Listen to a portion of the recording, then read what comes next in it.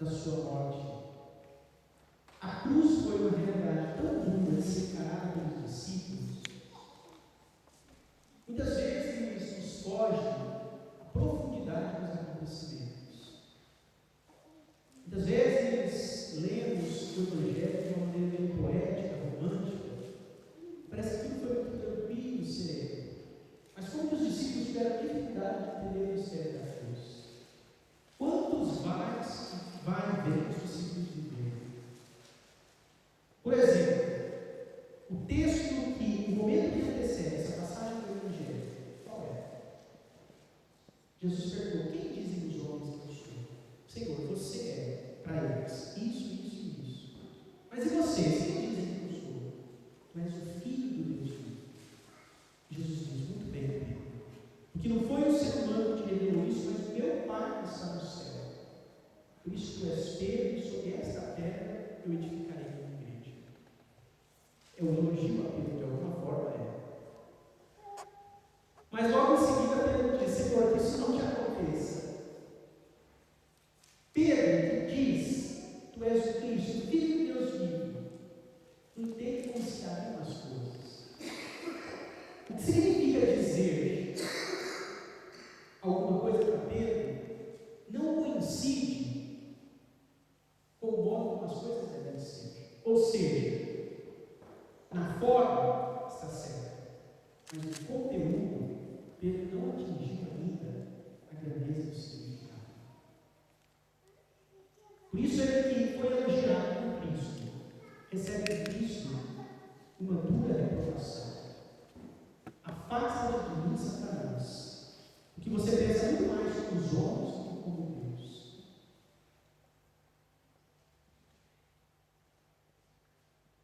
Um outro momento que fala da dificuldade dos discípulos entenderem o mistério da cruz é quando aqueles dois discípulos de Emaús estão voltando para a sua cidade. Eles voltam decepcionados. E um homem começa a caminhar com eles dizendo: mas por que vocês estão assim? E eles dizem: mas você não sabe o que aconteceu nesses últimos dias em Jerusalém? O Cristo que nós acreditávamos ser o Messias morreu crucificado na cruz. E já faz 3 dias que essas coisas aconteceram e ele não ressuscitou. A decepção dos discípulos diante do fato.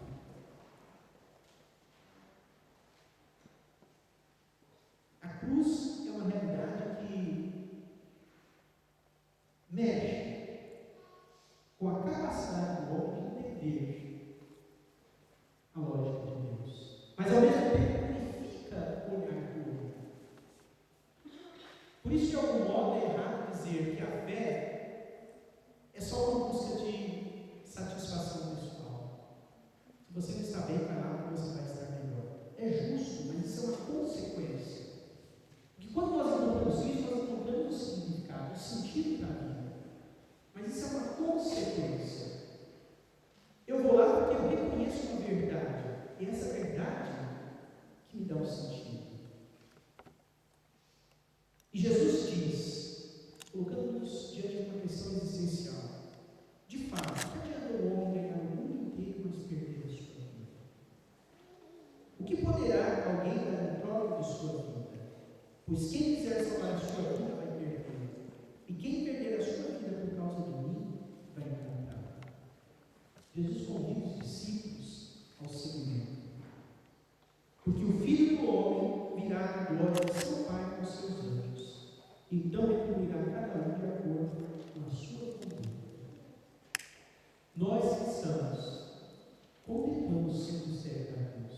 Eu me lembro uma vez de uma amiga do trabalho que dizia: eu não tenho os católicos, porque os católicos anunciam Cristo morto.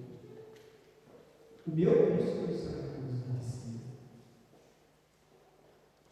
Não se pode separar a cruz da ressurreição.